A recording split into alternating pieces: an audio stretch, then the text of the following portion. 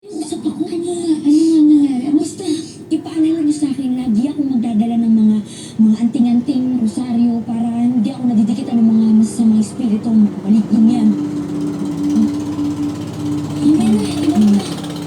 Magdala tayo. Okay, sige. Ibang topic. Huwag niyong paparinig muna ulit.